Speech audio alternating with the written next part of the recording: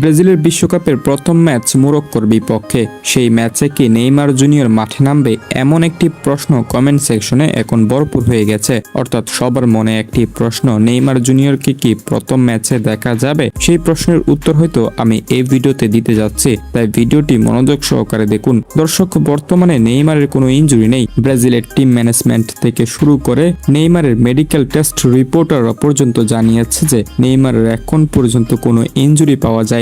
তাদের পরিকল্পনা অনুযায়ী নেইমার পুরোপুরি সুস্থ হয়ে উঠেছেন, অর্থাৎ নেইমার জুনিয়র বর্তমানে রিকভার হয়ে উঠেছেন। কিন্তু নেইমার জুনিয়রকে এখনো পর্যন্ত ট্রেনিং সেশনে অনুমতি দেয়নি কার্লো আনচেলত্তি। তাই সবার মনে প্রশ্ন জাগছে, নেইমার কোন ম্যাচে মাঠে নামবে, অর্থাৎ বিশ্বকাপের কত নাম্বার ম্যাচে নেইমারকে দেখা যাবে সেটা একদম ক্লিয়ার। অর্থাৎ প্রথম ম্যাচ মোরক্কোর বিপক্ষে, সেই ম্যাচে নেইমারকে নিয়ে ঝুঁকি নিতে চাইবে না ব্রাজিলিয়ান কোচ কার্লো আনচেলত্তি। তাই প্রথম ম্যাচে নেইমারকে শুরু থেকে শেষ পর্যন্ত কোথাও দেখা যাবে না। তবে নেইমারকে প্রথম ম্যাচে দেখা যাবে সাইড বেঞ্চে, অর্থাৎ ব্রাজিল দলের হয়ে থাকবেন নেইমার জুনিয়র, কিন্তু প্রথম ম্যাচে মাঠে দেখা যাবে না।